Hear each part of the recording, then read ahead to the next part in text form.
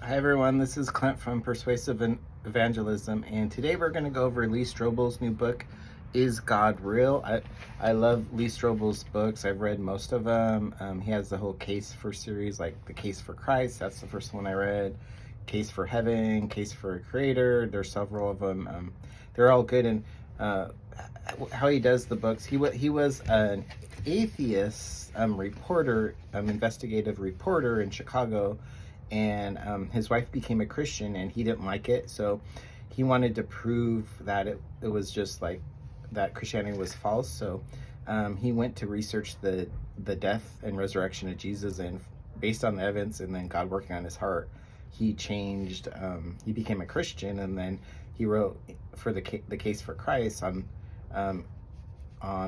the evidence for the resurrection of Jesus. And the case, all those books, the Case series books, including this one, is he'll have certain topics, and then he'll interview experts on that topic. So each chapter is usually an interview on the expert on one of the topics of the book. This one is God Real, Exploring the Ultimate Question of Life. It's basically a big overview of a lot of the apologetics or evidence for God and Jesus and in science, and then tackles tough questions. So this is a good overview. So if one of these chapters you like, you could get a whole book or several books that just focuses on that one chapter. But he interviews a lot of people I like in this book. So first chapter is The Cosmos Requires a Creator. So science has shown like there's a big bang, the moment of creation, and there's like, how did it start? How was it created? Like time, matter, energy. So it talked. That interview is with and goes over the Kalam cosmological argument. Anything that begins to exist, there's a cause to it. So what is the cause? Atheist science are saying, oh, there's no cause, like nothing created it.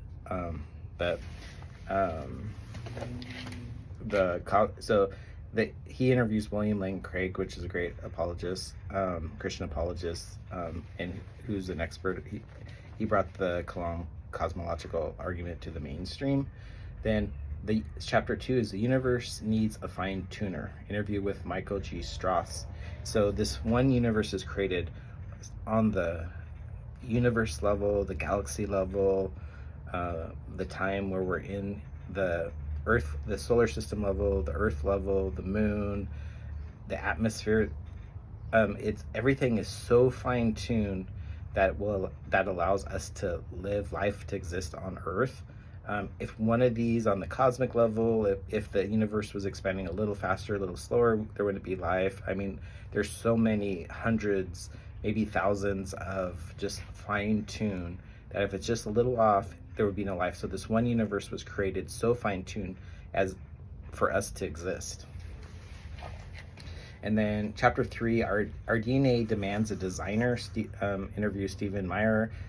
He's a scientist based in Seattle. I actually got to go see a conference with him discussing, and basically he talks about the design argument. Like even in the most basic, so when they discovered DNA and RNA, it's like this complex computer code with information comes from a mind. And like if you just brought out how the length of the DNA RNA, it'd be like thousands of pages of books in specific order, and if one little thing was out of order, it wouldn't work.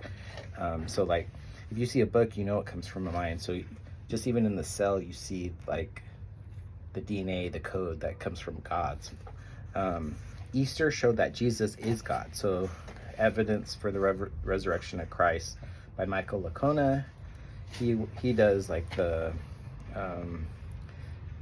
minimal argument for the evidence for Jesus rising from the dead, dying and rising from the dead.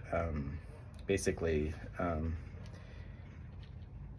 like he'll do points like, most scholars agree that Jesus existed, that he died on the cross, that the tomb was empty, and that the apostles believed they saw like the risen Jesus. But then that's where, they're not a believer. They'll think something, maybe they had a mass hallucination or something.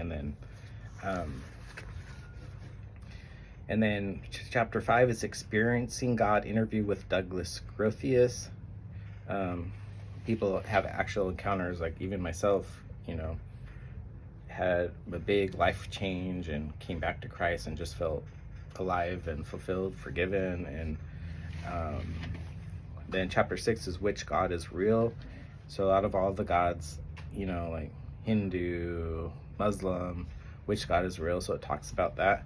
And then it talks about challenges of Christianity, like if God is real. Challenge number 1: if God is real, why is there suffering? Interview with Peter John Kreeft.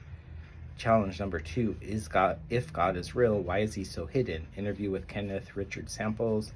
And then conclusion: your encounter with the real God. So I like this book. It's a good overview of a lot of the topics. And then, as I mentioned earlier, any of these topics you could find whole books on it. But it's Lee Strobel's most recent book, Is God Real?